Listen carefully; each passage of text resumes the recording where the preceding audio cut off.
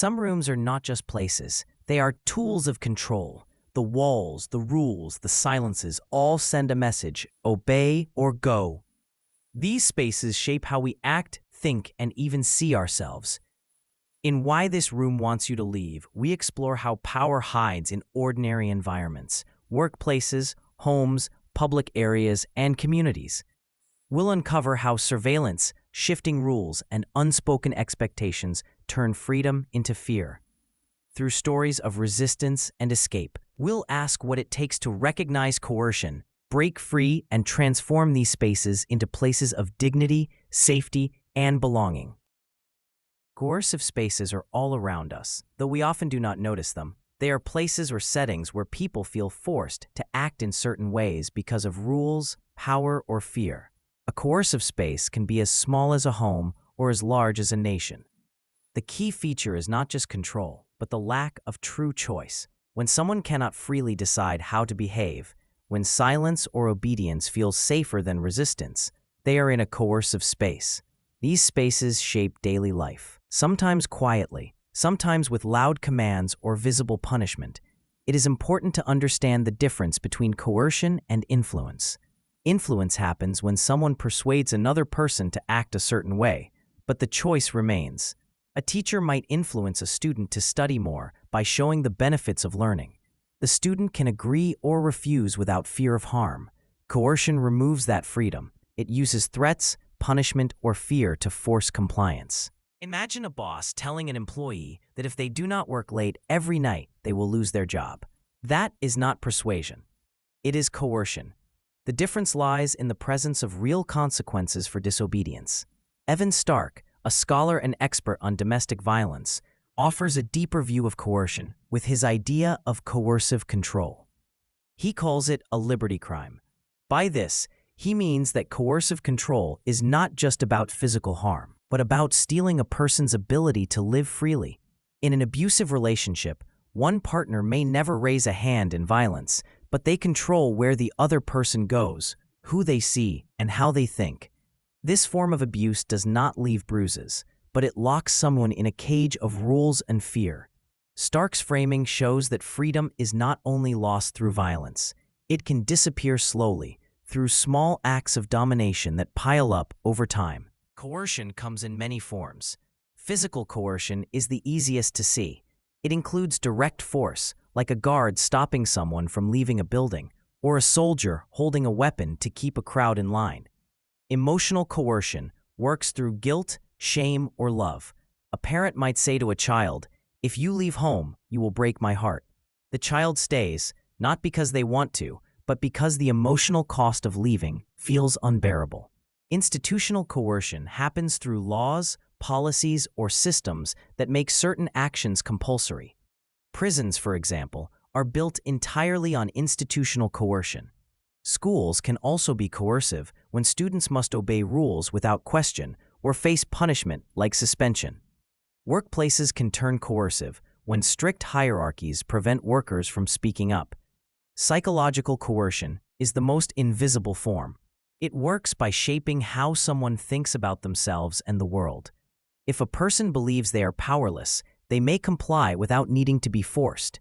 Propaganda, for instance, can convince people that obedience is natural or even good. Over time, they stop seeing other choices at all. History offers many examples of coercive spaces. In the era of racial segregation, public spaces like buses, schools, and restaurants were divided by law. Black people were forced to sit in certain areas, denied services, or barred from entering entirely. Even when violence was not present, the rules themselves sent a clear message: disobey and you will suffer. A simple act, like sitting in the wrong seat, became dangerous. Rosa Parks' refusal to give up her seat on a bus showed how one moment of defiance could challenge an entire system of coercion. During the Industrial Revolution, factories became new coercive spaces. Workers labored long hours under strict supervision. Leaving early or questioning a manager could mean losing your job, and with it, your ability to survive. The noise of the machines, the rigid schedules, and the constant oversight created an environment where workers' movements were tightly controlled. A bell might ring to signal when to begin, when to eat, and when to stop. This structure disciplined not just the body, but the mind. The family has also been a site of coercion, especially under patriarchal systems. In many cultures, men held legal and social power over women and children. A wife might need her husband's permission to work, travel, or even open a bank account. A father might control who his daughter could marry. These rules were enforced through tradition, religion, and sometimes violence. Even without physical force, the threat of rejection, poverty, or dishonor kept many people in line. Imagine a young woman in the 19th century who dreams of becoming a writer. Her father tells her she must marry a man he chooses or risk being cut off from the family.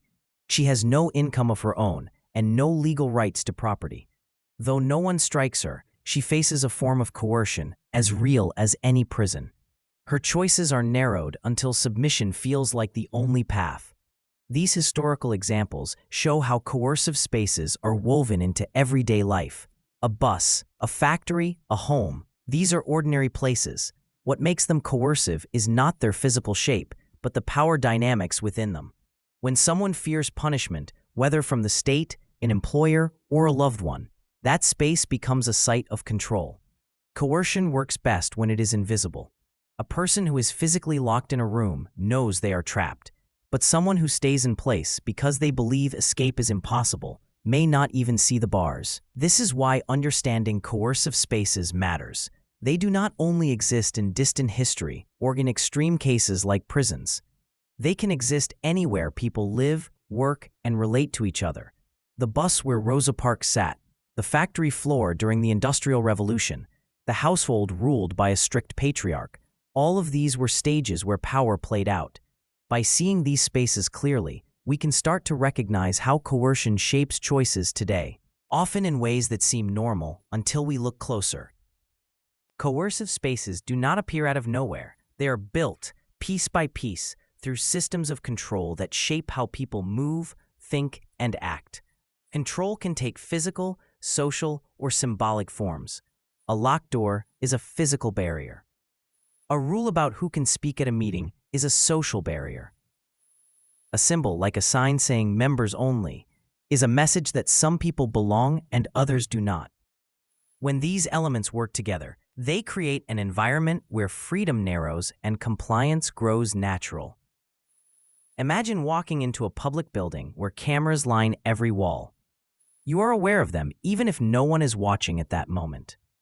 You start to adjust how you stand, where you look, and what you say.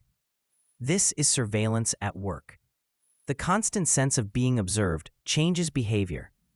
It tells you that someone has power over you, even if they never act on it. A store with cameras and guards sends a message: some people are not trusted here. Surveillance can be more than cameras. In a small town, neighbors might keep track of who goes where and when. The gaze of others becomes a form of control. In many workplaces, employees know their keystrokes are logged or their bathroom breaks are timed. They begin to self-censor before anyone reprimands them. Over time, this creates a space where fear replaces choice. Not all control relies on written rules. Social pressure can be even more powerful. Consider a neighborhood where everyone paints their house white. There is no law against choosing blue or red, but anyone who does risks silent judgment. The stares, the whispers, the subtle exclusion at block parties all push the person back into conformity. These unwritten rules shape behavior as strongly as formal laws. In workplaces, unwritten rules can dictate who speaks in meetings or who gets promoted. A young employee might notice that only certain people get invited to lunch with the boss. No one says this is a rule, but it is clear enough: belong to this group or be left behind. This kind of coercion works through belonging and exclusion. It's not about direct threats, but about creating fear of being cut off from resources, relationships, or opportunities. Resources are a powerful tool for building coercive spaces. Limiting access to housing, education, or healthcare can force people into compliance. Picture a company town in the early 20th century. Workers live in houses owned by the factory and shop at the company store. If they protest unsafe conditions, they risk losing not only their jobs, but also their homes and food supply. By controlling resources, those in power can control almost every aspect of life.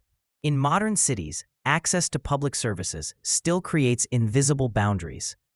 A neighborhood with poor public transit effectively traps its residents. Without easy ways to travel for work or school, people have fewer choices and less freedom. This is coercion through infrastructure rather than direct orders. Some coercion is loud and obvious. A police officer shouting commands during a protest is an explicit display of authority. Signs warning of fines or jail time make the rules clear. These are overt forms of coercion. They work by making consequences visible and undeniable. Other forms are quiet and subtle. A person might face constant small insults, like microaggressions, that remind them they are seen as less important. For example, a woman in an office may be interrupted repeatedly in meetings while her male colleagues speak without challenge. No one says outright that her voice does not matter, but the pattern of behavior communicates it. Silence can also be coercive. When bystanders witness harassment and say nothing, their inaction reinforces the power of the abuser. Overt coercion and subtle coercion often operate together. A teenager might obey strict house rules because of both fear of punishment and fear of emotional withdrawal. A worker might follow a company policy because of written consequences and because of the unspoken risk of being seen as difficult. This layering makes coercion more durable and harder to resist. Even the physical design of spaces plays a role in control. In many cities, certain features are built specifically to keep certain groups away. A row of metal spikes outside a store prevents people from sitting or lying down. These spikes target the homeless without ever naming them. This is hostile architecture. It sends a clear message: you are not welcome here. Benches with dividers between the seats serve the same purpose. They look like design choices but act as tools of exclusion. Public parks sometimes close at night, but only certain entrances are locked, directing movement in ways that favor one group over another. These choices appear neutral but carry social meanings. The built environment speaks even when no words are used. Inside office buildings, design can also enforce surveillance. Open office layouts seem friendly and modern, but they remove privacy. Managers can see every movement. Workers may feel they must look busy at all times, even when their tasks are done. This constant visibility discourages breaks, private conversations, or moments of rest. The layout itself becomes a form of silent pressure. Imagine two offices. In one, each employee has a small, private room with a door. In the other, everyone sits at shared tables under bright lights. In the first, workers can control their own space. In the second, every action is visible. Even without a single rule or threat, the second office creates a sense of constant observation. It shapes behavior through design alone. Architecture can also create feelings of hierarchy. A courtroom, with its raised judge's bench and lower seats for defendants, signals power differences before anyone speaks. Schools with locked gates and security cameras can feel more like prisons than places of learning. These spaces teach lessons about authority through their very structure. Symbolism matters too. A statue in a public square can claim space for a certain history while erasing others. A lack of ramps or elevators sends a message to people with disabilities about who is valued. These symbols work quietly, but they reinforce patterns of inclusion and exclusion. Consider a child walking past a playground surrounded by a tall fence. If they are on the inside, the fence feels protective. If they are on the outside, it feels like a barrier. The same physical object carries different meanings depending on perspective. In this way, spaces are never neutral. They always communicate something about power.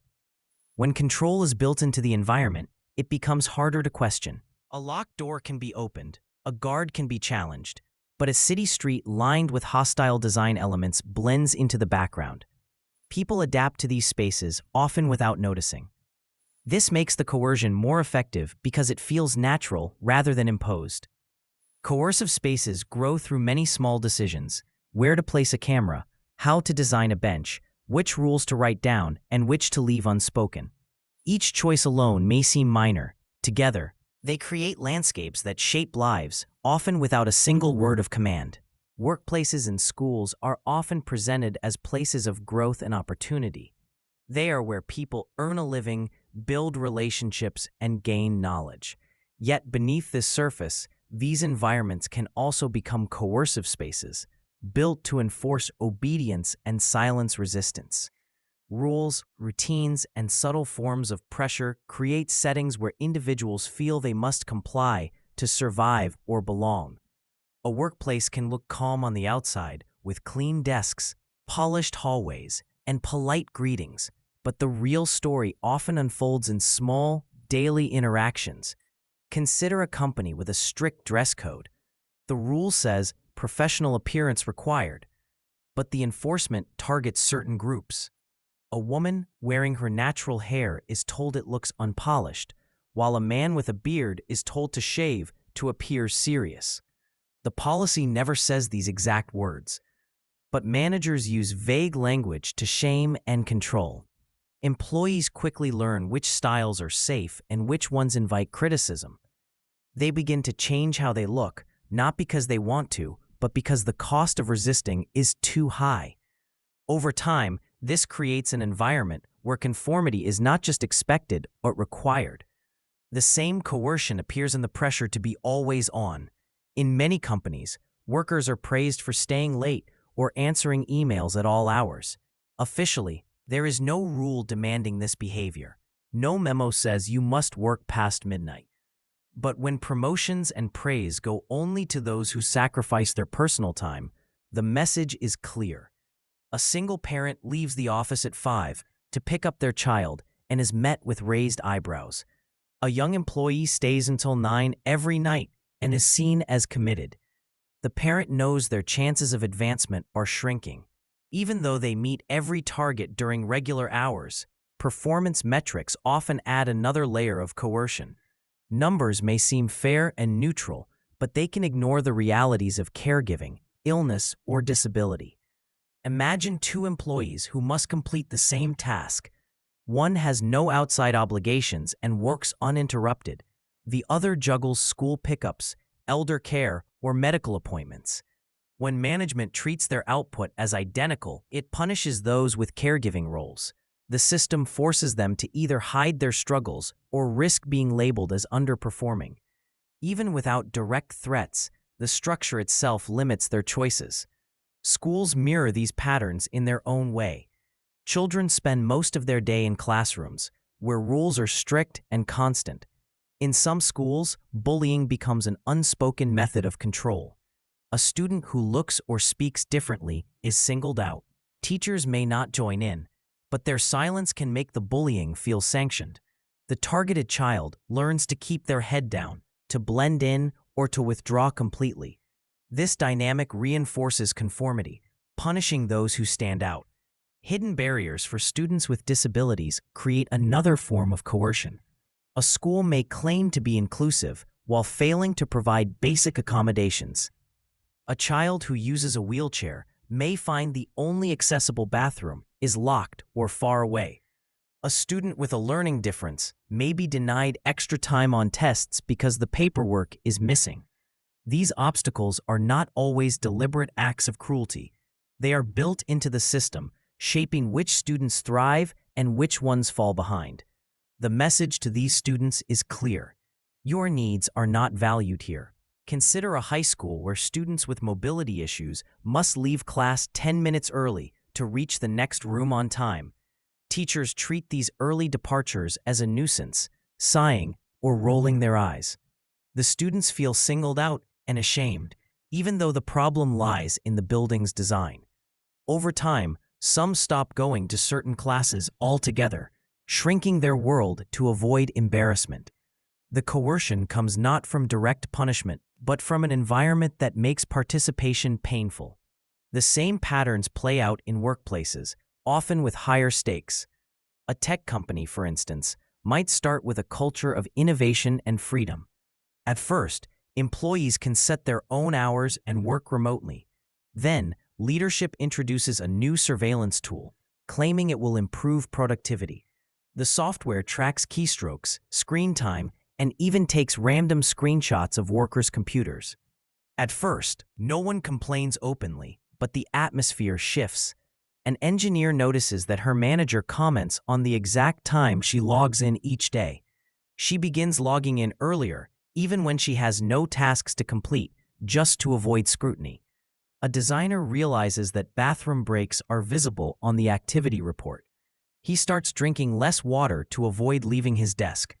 Workers begin competing to appear busiest, opening meaningless tabs and typing nonsense to keep their activity numbers high.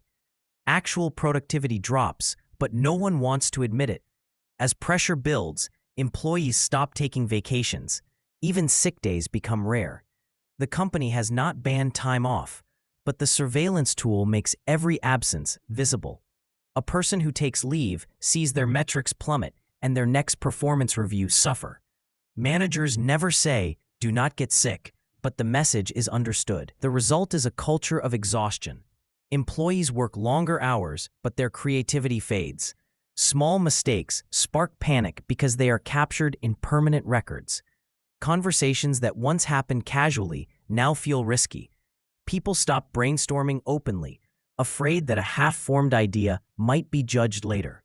The surveillance tool has turned collaboration into performance, with every action monitored and scored. One employee, a father of two, tries to push back. He explains to his manager that his childcare duties make late-night work impossible. The manager nods but points to the data, showing his low availability. The father realizes that his family responsibilities have been turned into a liability. Eventually, he leaves the company, and his departure is framed as a personal failure rather than a flaw in the system. In this company, coercion operates on multiple levels. The surveillance software provides a physical mechanism of control. Social pressure pushes workers to compete for the appearance of loyalty. Symbolically, the tool represents the company's values. Visibility matters more than well-being. Employees are trapped in a cycle where resisting the system feels impossible. Schools and workplaces both teach lessons about authority. A student who learns to stay quiet in the face of bullying may grow into an employee who stays silent about unfair treatment. A worker who is punished for taking time off may pass those same expectations down to their team someday. These environments do not just enforce rules in the moment. They shape how people think about power and obedience for the rest of their lives. The stories of the strict dress code, the overworked parent, the bullied student, and the monitored engineer all reveal a common thread. Coercion does not always announce itself with shouting or punishment.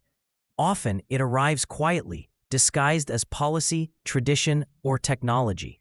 It seeps into daily routines until it feels natural. By the time people notice, they are already adapting, already shrinking themselves to fit the shape of the space around them.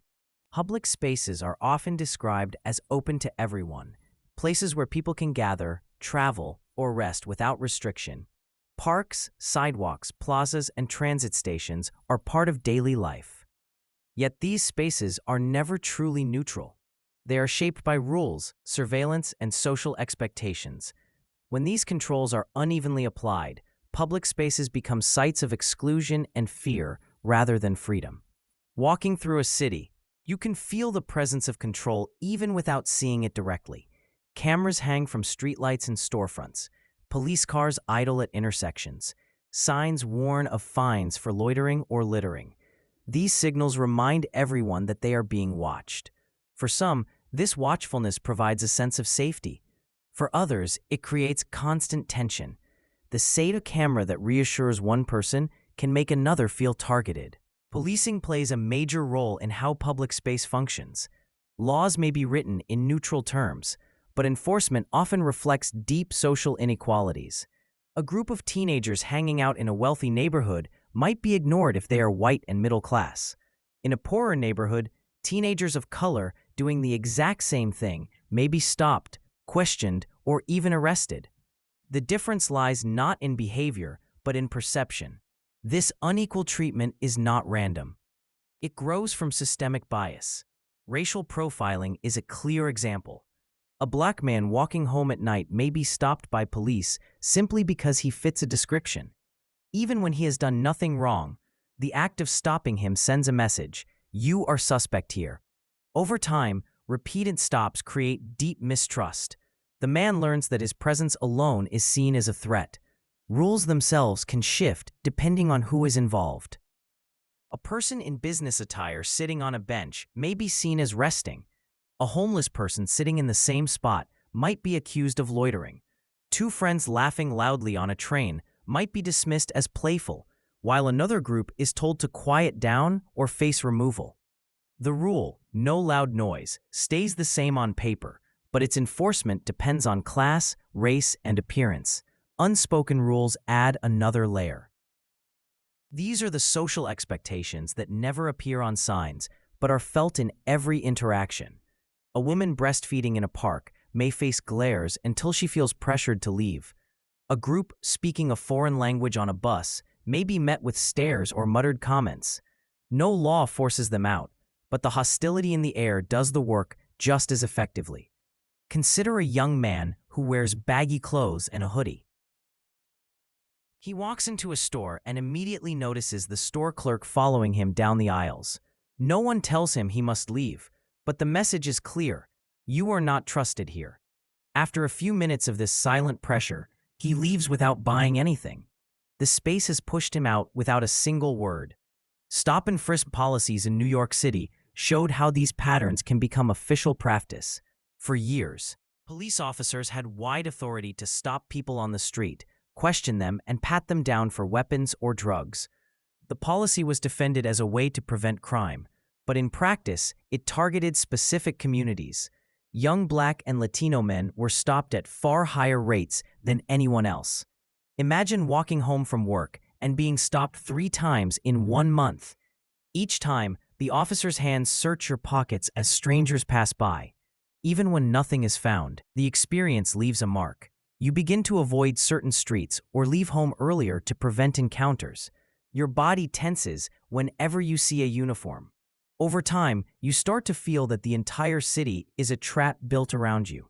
The psychological toll of these stops is heavy. People who are repeatedly frisked report feelings of humiliation, anger, and fear. Some develop anxiety whenever they are in public. Parents warn their children about how to behave if stopped. Giving instructions like, keep your hands visible and don't talk back. These lessons become part of family life, shaping how young people see themselves and the world. The data showed that most stop and frisk encounters did not lead to arrests or even citations. Yet the impact went far beyond the numbers. For those who were stopped, public space no longer felt safe. A sidewalk or park bench became a place of potential danger. The very act of being in public turned into a risk. Architecture itself can be used to control who stays and who goes. Hostile architecture is the term for design choices meant to keep certain people away. One common example is the use of metal spikes on flat surfaces outside buildings. These spikes prevent anyone from lying down, targeting people experiencing homelessness. The spikes say, without words, you are not allowed to rest here. Benches are often designed with dividers between the seats, making it impossible to stretch out. These dividers may look like stylistic choices, but their real purpose is exclusion. Public benches once offered rest to anyone, but now they send subtle messages about who counts as welcome. Some bus stops have narrow, slanted seats instead of flat ones, discouraging people from sitting too long. Fences may block access to sheltered areas where someone might seek warmth or shade. These designs do not just remove comfort, they erase possibilities.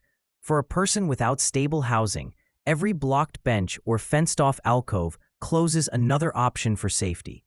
Accessibility barriers also serve as a form of control.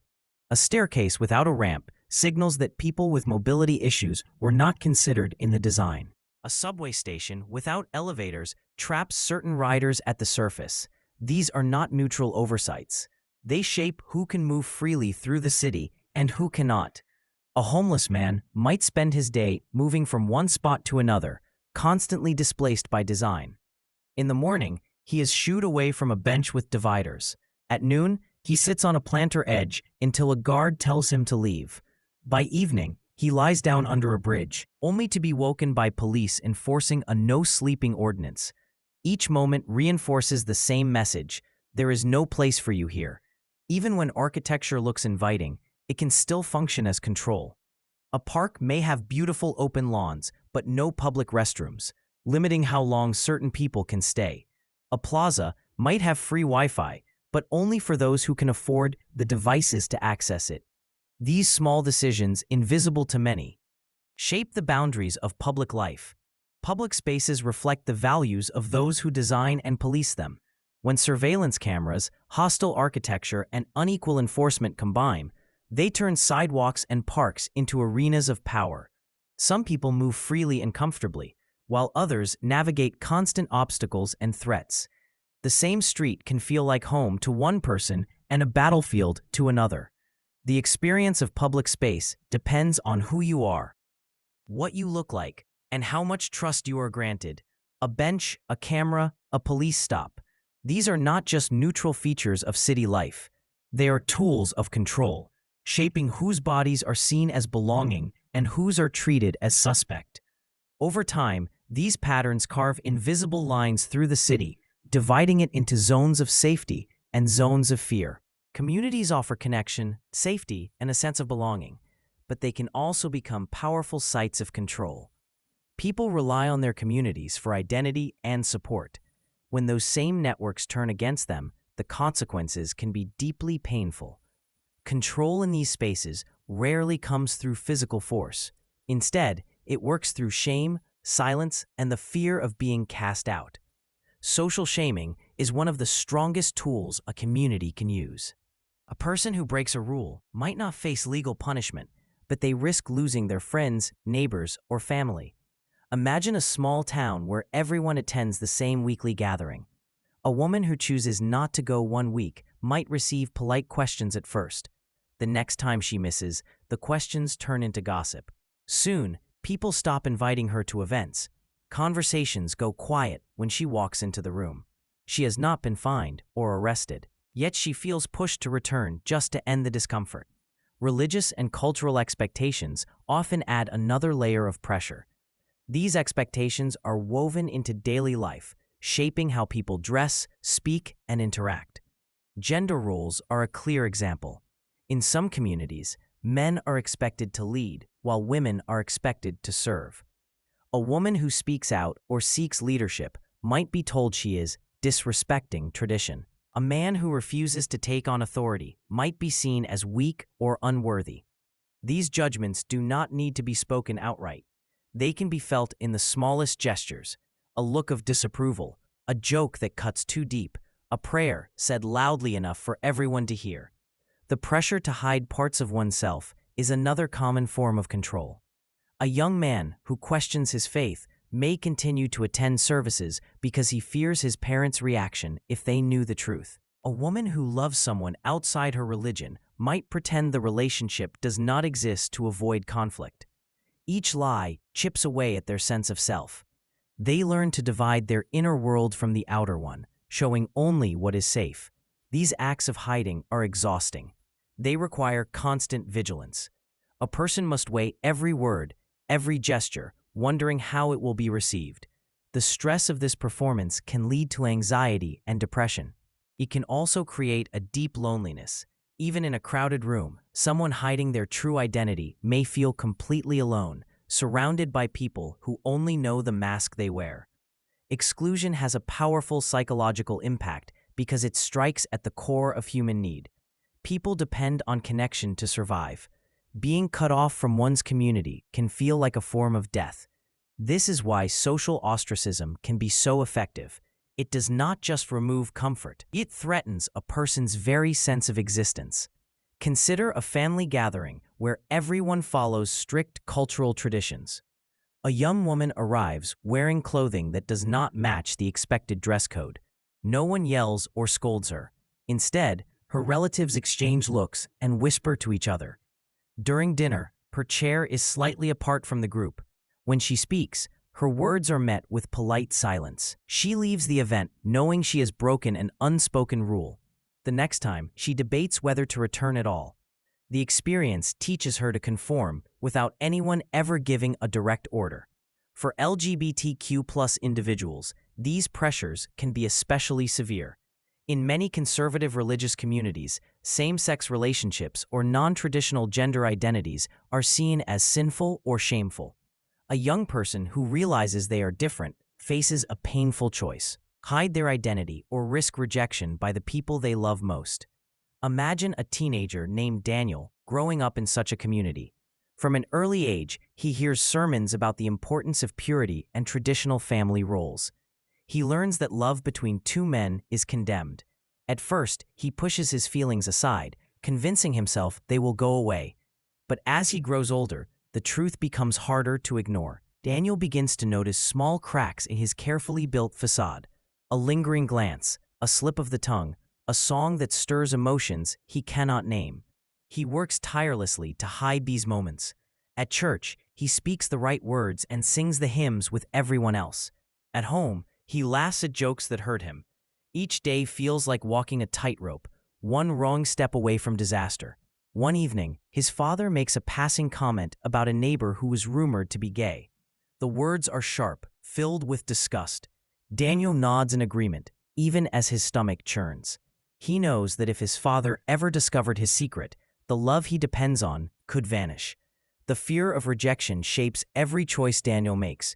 He avoids forming close friendships, worried someone might see through his mask. He deletes text messages, clears his browser history, and rehearses alibis in case he is questioned.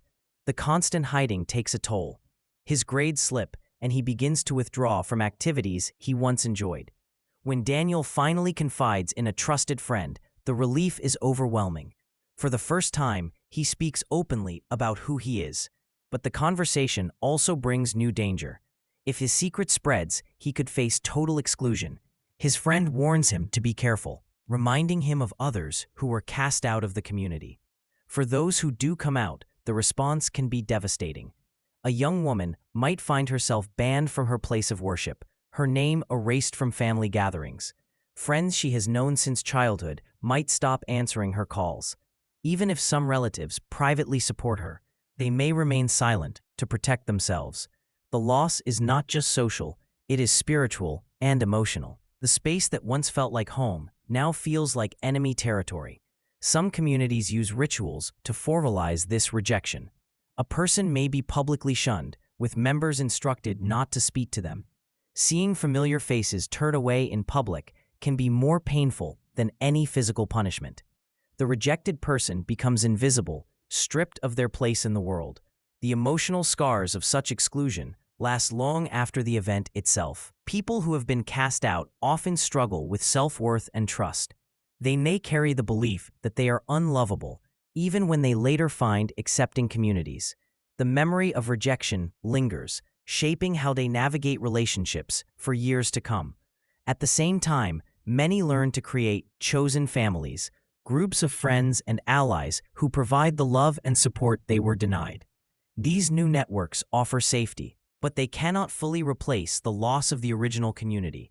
The ache remains, a reminder of what was taken. Control through shame and ostracism is powerful because it works silently. No locks or guards are needed. The threat of isolation is enough. In religious and cultural spaces, this form of control is often hidden beneath language about tradition, morality, or unity. But for those who experience it, the effect is clear. They learn to measure their words, their clothes, their very selves against an invisible standard. The cost of stepping outside that line is not just punishment. It is the loss of belonging, a wound that can shape a life. The home is often seen as a safe place, a private world away from the pressures of work or the outside community.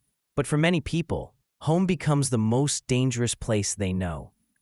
Behind closed doors, intimate partners can turn shared spaces into arenas of control. In these settings, coercion does not always look like physical violence. It can appear as quiet rules, subtle threats, and a gradual erosion of freedom. Over time, the home becomes a prison without bars. Built from fear and manipulation, Isolation is one of the first tools an abusive partner uses. At first, it might seem like care.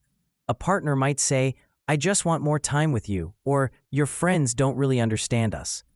Slowly, invitations to see family or friends are questioned, then discouraged, then forbidden. A woman might cancel a lunch date because her partner seems upset about it. She tells herself it is easier to avoid conflict. Eventually, she stops making plans altogether. The circle of people she trusts grows smaller until only the abuser remains at the center. Without outside voices, she begins to doubt her own perspective. Financial control tightens the grip further. In some relationships, one partner controls all the money. They may insist on handling the bills or claim they are better with finances. At first, it sounds practical, but soon the other partner has no access to bank accounts or paychecks. Even small purchases require permission. A man might ask his partner for cash to buy groceries and be interrogated about every receipt. If he tries to save money secretly, he risks punishment. This dependency traps people. Leaving becomes harder when you have no funds for a hotel room, a bus ticket, or even food. Surveillance can take many forms inside the home. Some abusers track their partner's phone or install cameras under the guise of security. Others simply watch and question constantly. Where were you? Who were you texting? Why did it take so long at the store? These questions seem ordinary, but over time, they create a sense of being always monitored. A woman might rush through errands, carefully plan her route, or delete messages just to avoid suspicion. Even when the abuser is not physically present, the fear of being caught shapes her behavior. Gaslighting adds another layer of control. This tactic involves twisting reality so the victim begins to doubt their own mind. If a partner finds evidence of wrongdoing, the abuser may deny it completely. "That never happened," they might say. Or they shift blame. "You're too sensitive," or "You always imagine things." Over time, the victim begins to question their own memory and judgment. A man who hears constant criticism may start to believe he truly is forgetful, clumsy, or unlovable. Gaslighting breaks down confidence, making the victim easier to manipulate. Threats and intimidation keep everything in place. Sometimes these threats are direct. "If you leave me, you'll never see the kids again." Other times they are implied. A slammed door, a broken object, a look held just a second too long. These signals communicate danger without words. Even when physical violence is rare, the threat of it hangs in the air. The victim learns to anticipate moods and avoid triggers, constantly adjusting to keep the peace. One woman's story shows how these patterns can build over time. She asked to remain anonymous, so we will call her Sarah. When Sarah met her partner, he seemed attentive and protective. He brought her small gifts, listened to her worries, and told her he wanted to keep her safe. Early on, he mentioned that some of her friends were bad influences. He suggested they spend more time together, just the two of them. Sarah agreed, flattered by his attention. As months passed, the suggestions became rules. He complained when she visited her parents, saying they disrespected him. He criticized her clothes, calling certain outfits inappropriate. At first, Sarah argued back, but the fights drained her. Eventually, she began to dress and act in ways that would not upset him. Money soon became another point of control. Sarah had a job when they first moved in together, but he pressured her to quit, saying he could provide for both of them. When she expressed concern, he insisted, "It's not about control, it's about love." Without an income, Sarah relied on him for everything. He gave her small amounts of cash for groceries and demanded detailed accounts of how she spent each dollar. If she asked for extra money, he accused her of being ungrateful. He began tracking her phone location and checking her call history. If she took too long to answer a message, he accused her of lying. Sarah stopped calling friends altogether, terrified of being confronted. She felt watched even when he was at work, as if his presence lingered in every room. The gaslighting was relentless. When Sarah pointed out his hurtful words, he denied ever saying them. When she cried, he mocked her, saying she was too emotional. If she found evidence of his infidelity, he flipped the story, accusing her of being paranoid. Slowly, Sarah began to believe she was the problem. Threats sealed the cage around her. He told her that if she left, no one would believe her.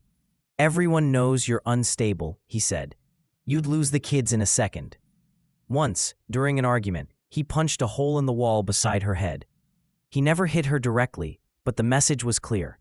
Sarah's breaking point came one night when he blocked the doorway and told her she could not leave the house. She waited until he fell asleep, then quietly gathered a few belongings and slipped out the back door. With no money and nowhere to go, she spent the night in her car.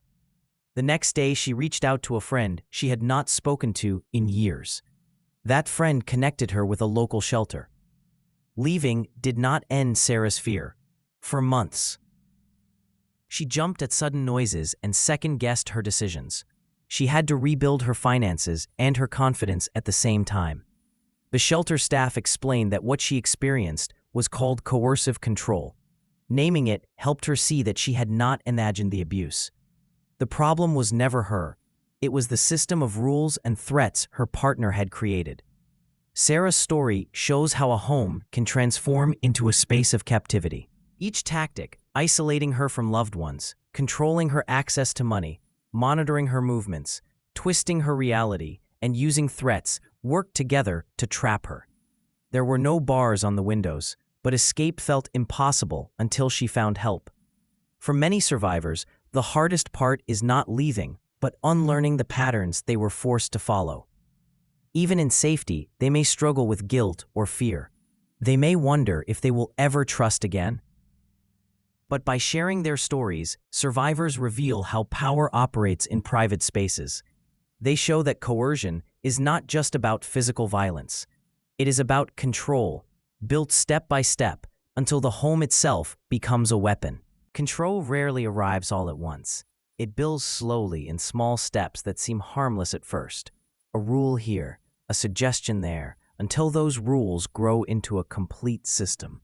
This slow escalation is what makes coercion so powerful. By the time a person realizes how restricted they have become, it often feels too late to resist. Consider a couple at the start of a relationship. At first, one partner might say, "I'd feel better if you texted me when you get home, just so I know you're safe." This request feels caring. Later, they ask for updates throughout the day. Then they insist on seeing phone records to make sure you're being honest. Each step feels like a small compromise, but together, they form a cage. The final stage, constant monitoring and suspicion, would have seemed shocking at the beginning, but now it feels inevitable. The same pattern happens in workplaces, schools, and communities. A new company policy might require employees to clock in with a badge. Later, cameras are added for safety. Next comes software that tracks every keystroke. No single change feels extreme, but over time, workers find themselves under total surveillance. The environment has shifted so gradually that resistance feels almost impossible. As external control grows, people begin to internalize it. This is one of the most damaging effects of coercive spaces. Victims start to regulate themselves even when no one is watching. A child who has been bullied for speaking in class may stop raising their hand entirely. Even when the bully is absent, the fear remains. The child no longer needs to be silenced by others. They silence themselves. In abusive relationships, internalized control shows up as hypervigilance. A woman whose partner once criticized her cooking may start to second-guess every meal she makes. Even after leaving the relationship, she hears his voice in her head, replaying the old insults. She rearranges her life to avoid anger that is no longer present. The abuser's power lingers like a shadow, shaping her choices long after the relationship ends. This kind of self-policing spreads through entire communities. In neighborhoods with heavy policing, residents may avoid gathering in groups for fear of attracting attention. They may change how they dress or speak to avoid suspicion. These adjustments happen quietly, without explicit orders.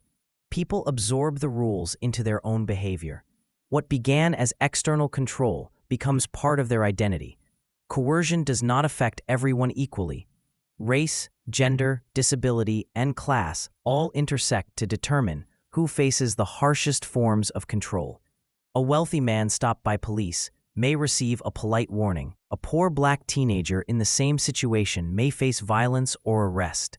The difference lies not in the action itself, but in how society views the individual. Women often face unique layers of coercion, especially in domestic settings. Cultural norms about gender roles can make it harder for women to leave abusive relationships.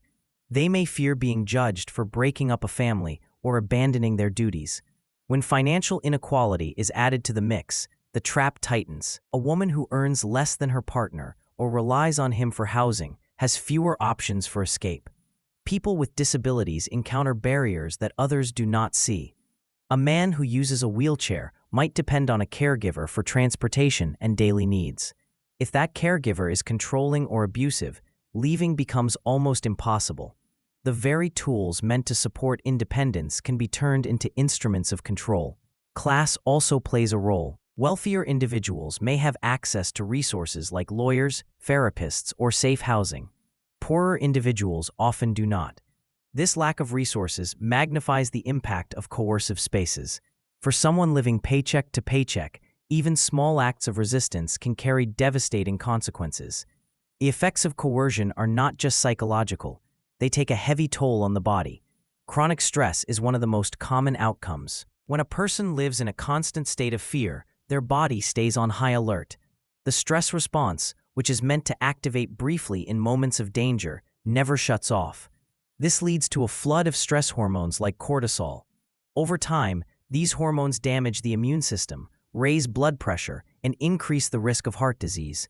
Post-traumatic stress disorder, or PTSD, is another common result. People who have experienced prolonged coercion may relive traumatic events through flashbacks or nightmares. They may avoid certain places, sounds, or smells that remind them of the trauma. Even after leaving the coercive space, their body reacts as if the danger is still present. Physical illnesses often develop alongside psychological wounds. Migraines, digestive problems, and chronic pain are frequent among those who have lived under coercive control. Doctors sometimes treat these symptoms without recognizing their root cause. A person might receive medication for high blood pressure without anyone asking about the stress that drives it. Health disparities show how coercion operates on a societal level. A mini case study illustrates this. In a low-income neighborhood with heavy police presence, residents face constant surveillance. Many live in overcrowded housing with limited access to clean water or healthy food. The combination of poverty and control creates a perfect storm for poor health. One woman in this neighborhood begins to experience chest pains. She works 2 jobs and cares for her elderly mother. She avoids going to the hospital because she cannot afford the bills. When she finally seeks care, doctors tell her she has advanced heart disease. The condition developed over years of unrelenting stress, but no one ever connected her symptoms to the environment she lived in. Her story is not unique. Studies show that people in marginalized communities have higher rates of diabetes, hypertension, and other chronic illnesses. These conditions are often blamed on individual choices like diet or exercise. But the deeper cause lies in the coercive spaces surrounding them. Constant fear, lack of autonomy, and restricted access to resources create a biological response that wears the body down. The woman's teenage son faces his own struggles. He has been stopped and frisked by police multiple times on his way home from school. Each encounter leaves him more anxious and withdrawn. He starts skipping school to avoid the risk of another stop. His grades fall, and his teachers assume he does not care about learning. In reality, his behavior is a survival strategy. This family's story shows how coercion spreads across generations. The mother's health suffers from stress, while the son's future is shaped by fear and mistrust. Both are trapped in systems that view them not as individuals, but as problems to be managed. The psychological impact of coercion is profound. It erodes self-esteem, creates isolation, and teaches people to doubt their own perceptions. The societal impact is equally devastating. Entire communities bear the weight of surveillance, inequality, and exclusion. These pressures do not just limit freedom in the present, they leave lasting scars on bodies, minds, and social structures, ensuring that the cycle of control continues. Imagine walking into a room that feels wrong the moment you cross the threshold. Nothing is said, yet everything about the space tells you that you do not belong there. The chairs are arranged so there is no comfortable place to sit. The lights are too bright or too dim. The people inside glance at you and then away, their silence louder than words. You feel yourself shrinking, unsure of where to stand or how to move. It is as if the room itself is speaking, whispering one clear message: leave. This idea of the room as an active force is a way to understand how coercive spaces work. A room can be more than walls and furniture. It can be shaped by power, rules, and unspoken expectations. When those forces come together, the room takes on a kind of life. It becomes an agent of exclusion, not through physical violence, but through atmosphere. You feel its hostility in your body before you can explain it with words. For someone living under constant control, every space holds meaning. The home, the office, the school, they all send signals about who is welcome and who must obey. In some places, the message is direct. A guard might stop you at the door. A sign might say, "Members only." But in others, the message is hidden. A woman might enter a meeting and find that every chair at the table is already taken. The only remaining seat is in the corner, far from the group. No one told her she could not sit with the others, but the arrangement makes it clear enough. This creates what psychologists call a double bind. You are trapped between two bad choices. If you stay, you must submit completely.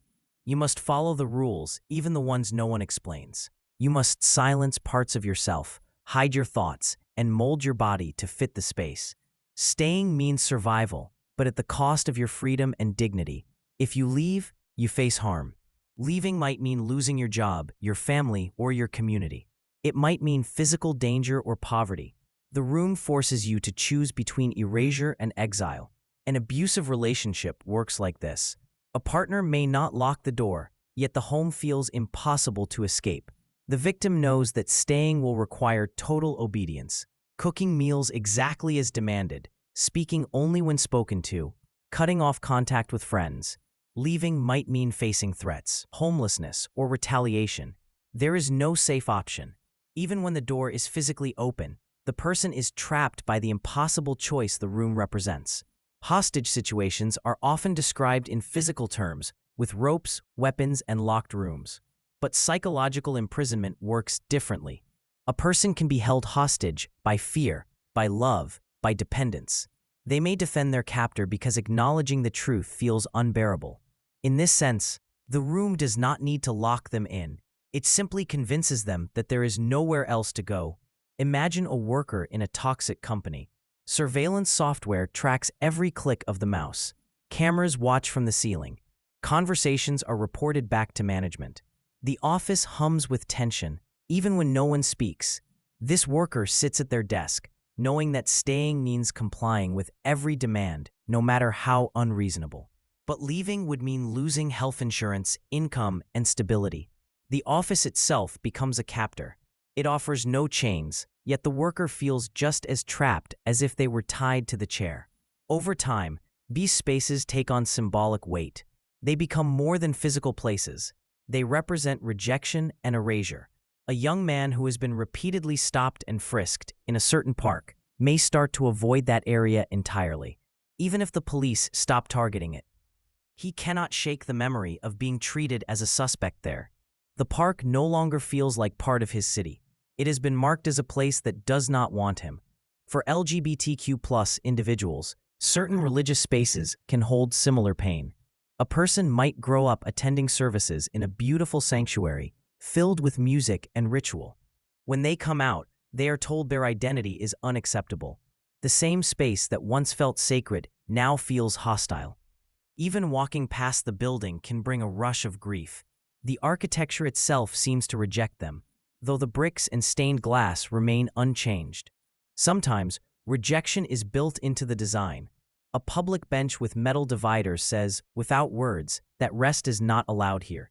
A building without ramps or elevators tells people with disabilities they were never considered in the planning.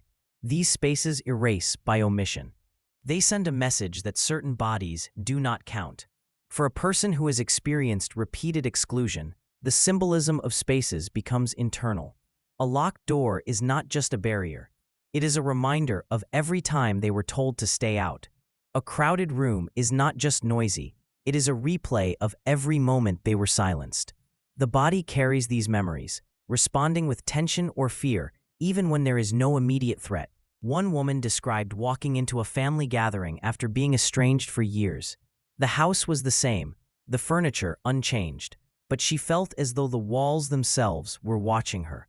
Each hallway reminded her of old arguments, of slammed doors and whispered judgments. She stayed for dinner, smiling and nodding, but inside she felt like an intruder. The space itself seemed to push her out, as if it remembered every wound, even when the people did not speak of them. The metaphor of the room, wanting you to leave, captures this feeling. It is not just about people being unkind or rules being strict. It is about the way spaces can hold power. A room can carry the weight of history, of inequality, of unspoken norms. When you step inside, you feel that weight pressing down. The room does not shout its demands. It does not need to. The arrangement of chairs, the placement of doors, the glances exchanged between those who belong, these are the language of the space. You understand it instinctively, even if you cannot put it into words. This is why leaving is so difficult. The room promises safety if you obey, but punishes you if you resist. It tells you that the outside world is dangerous, that you will be lost without it. Over time, you may start to believe this. You might even defend the room to others, saying, "It's not so bad," or "It's just the way things are." Yet the room continues to shape you. It teaches you how to sit, how to speak, how to disappear. It does not need to say go. Its rejection is woven into every detail. When you finally do leave, you carry its lessons with you. You enter new spaces with the same cautious steps, scanning for danger, ready to submit or flee. The room is not alive in a literal sense, but it acts as if it is. It enforces rules, rewards obedience, and punishes defiance. It whispers that you are wrong, out of place, unworthy, and sometimes even long after you have escaped, you can still hear it. It often begins as a feeling you cannot quite name. You notice yourself moving carefully, speaking softly, planning each word before you say it. You are not sure why, but you sense that one wrong step will lead to trouble.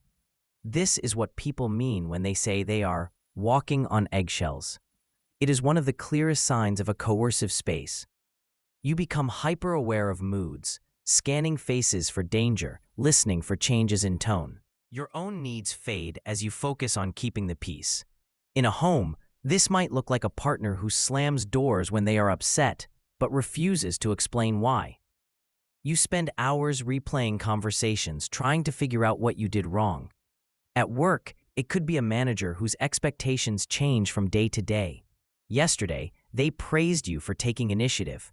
Today, they accuse you of overstepping. The rules shift so quickly that you can never find stable ground. You begin to measure your worth through their reactions, always bracing for criticism. Shifting rules are another hallmark of coercion. In healthy spaces, rules are clear and consistent. You know what is expected, and consequences make sense. In coercive spaces, the rules change without warning. A child might be punished for leaving a toy on the floor one day and ignored for the same behavior the next. A worker might be told to prioritize speed, only to be scolded later for sloppy work. This unpredictability creates confusion and fear. It teaches you that the safest choice is to give up control and obey, even when the rules make no sense. Feeling constantly watched is another warning sign. Surveillance does not have to involve cameras or tracking devices. Sometimes it is as simple as someone always knowing where you are and what you are doing. A partner might ask endless questions about your day, not out of care, but out of suspicion.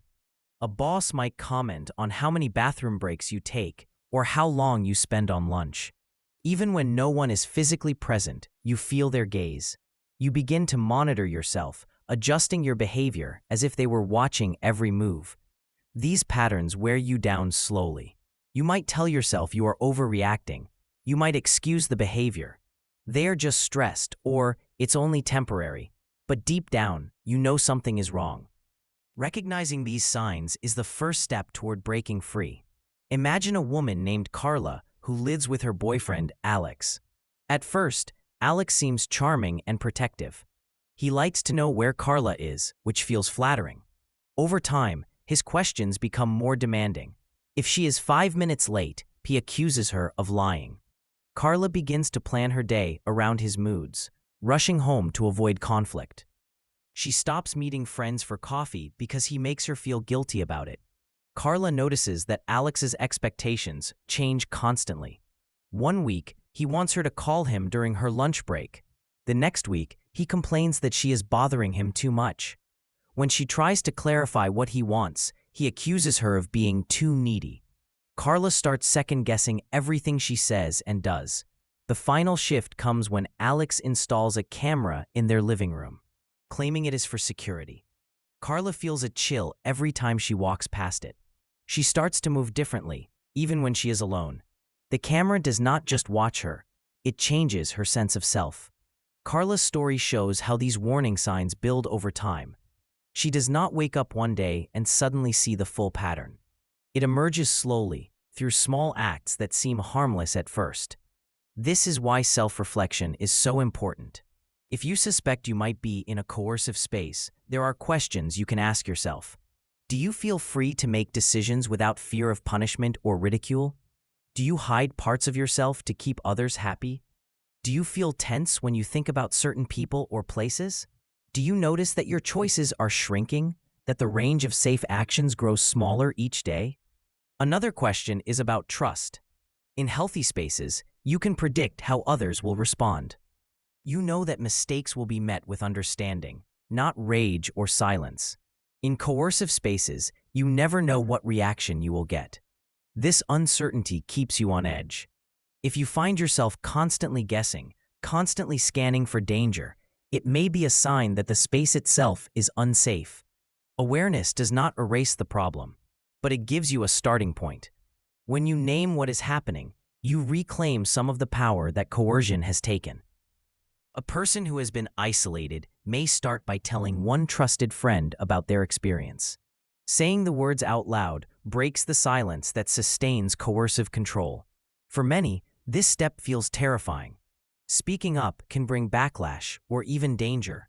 That is why it's important to move carefully and seek support when possible. Some people keep journals as a private way to track patterns and clarify their thoughts. Others reach out to counselors, hotlines, or advocacy groups. These resources provide validation and practical guidance. A teacher named Marcus once described how he realized his workplace had become coercive. At first, he ignored the tension in the teacher's lounge. He told himself everyone was just tired.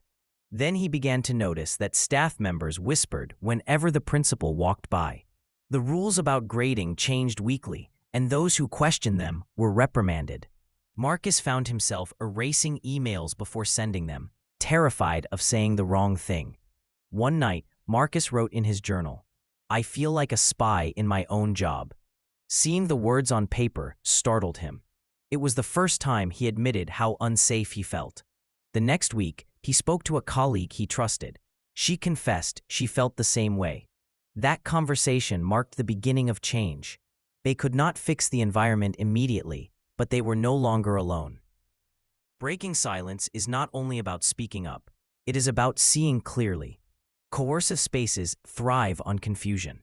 When you identify the patterns, walking on eggshells, shifting rules, constant monitoring, you begin to separate your identity from the system around you. You remember that your feelings are real, even if others dismiss them. For Carla, writing down Alex's behaviors helped her see the bigger picture. Each entry seemed small on its own, a comment, a rule, a moment of fear.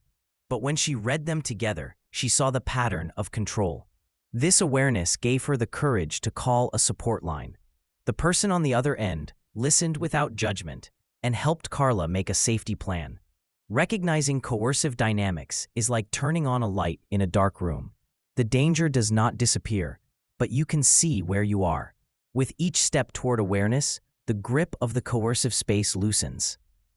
Even small acts of clarity, naming what is happening, asking the right questions, sharing your story, can begin to open the door to freedom. Resistance often begins in silence, inside a person's mind, long before it becomes visible to anyone else. In a coercive space, the first act of defiance may be as simple as naming what is happening. When someone gives words to their experience, calling a rule unfair, recognizing a threat as abuse, they reclaim a piece of themselves. A woman who has been told she is too sensitive for years might write in a notebook, "He controls me by making me doubt my own memory." Seeing those words on the page breaks the fog of confusion. Naming the dynamic does not fix it, but it cracks open the door to freedom. From there, small boundaries can follow. In some settings, boundaries might be spoken aloud. "I will not discuss my private life at work," or "I will not answer texts after 10 o'clock." In other situations, they are quiet and internal. A teenager in a strict household may decide which parts of themselves to protect by keeping them private. Even when the external rules cannot be changed, internal boundaries help preserve a sense of self. Allies are vital. Coercive spaces thrive when people are isolated. Finding one safe person to confide in can shift the balance. This might be a friend, a coworker, a neighbor, or even a stranger on a support hotline. The act of telling your story out loud challenges the control that silence enforces.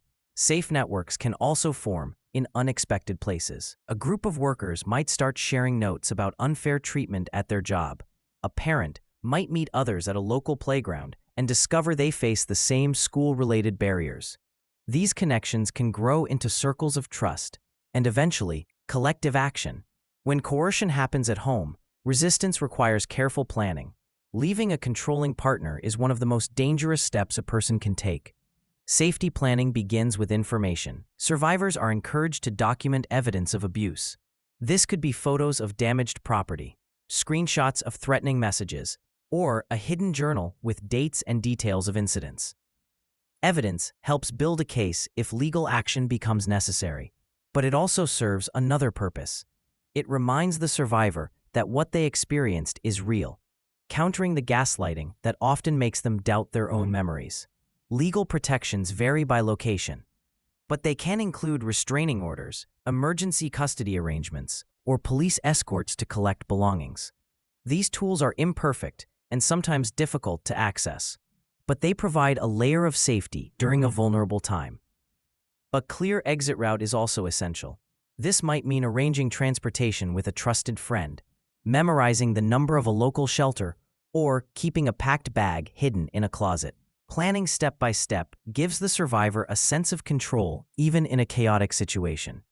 Institutional change is another form of resistance. Individuals can fight to survive, but lasting safety often requires reforming the systems that allow coercion to flourish. Advocates work to change policies that harm vulnerable groups. This might mean pushing for workplace laws that protect caregivers, challenging discriminatory policing practices, or demanding accessible public spaces for people with disabilities. Public awareness campaigns can also shift cultural norms. When more people understand how coercive control works, they are better equipped to recognize it and intervene. One survivor's story shows how these layers of resistance come together. Her name is Maya. For years, she lived with a partner who controlled every part of her life. He decided what she wore, who she spoke to, and how she spent money. At first, Maya believed his rules came from love. He said he was protecting her. Over time, she felt herself disappearing. The turning point came when Maya overheard a radio program about coercive relationships. As she listened, she realized the behaviors described matched her own life. That night, she wrote down a list of her partner's rules and threats. Seeing them on paper shocked her. It was the first time she admitted to herself that what she was living through was abuse. Maya began quietly gathering evidence. She took photos of broken furniture after arguments and saved text messages filled with insults and threats. She hid a small amount of cash in an old shampoo bottle. She researched shelters on a library computer, careful not to leave a trace at home. When she finally confided in a coworker, she discovered that this person had once left an abusive relationship too. Together, they created a plan. The coworker offered a spare room for the first few nights after Maya left. Another friend agreed to drive her there. They chose a day when Maya's partner would be away for work. The escape went smoothly, but the aftermath was difficult. Maya applied for a restraining order with the help of a local advocacy group. She spent weeks untangling her finances and replacing important documents her partner had hidden. There were moments when she wanted to return, not because she missed him, but because the unfamiliar world outside felt overwhelming. Support networks helped her stay grounded. The advocacy group connected her with counseling and legal resources. Other survivors shared their stories, showing Maya she was not alone. Slowly, she rebuilt her sense of self. As Maya healed, she began speaking publicly about her experience. She joined efforts to improve local laws around domestic violence. She met with city officials to discuss gaps in services for survivors. Her personal story became part of a larger push for change. Resistance is not always dramatic. Sometimes it is as simple as challenging the design of a space. A group of neighbors might campaign to replace benches divided by metal bars so homeless individuals can rest comfortably. A teacher might advocate for classroom policies that include students with disabilities rather than isolating them. These small transformations chip away at the architecture of exclusion. Envisioning safe spaces means imagining environments where people are trusted and respected. A safe space is not just free of harm, it actively supports autonomy. In a workplace, this could mean clear policies that value work-life balance and protect against retaliation.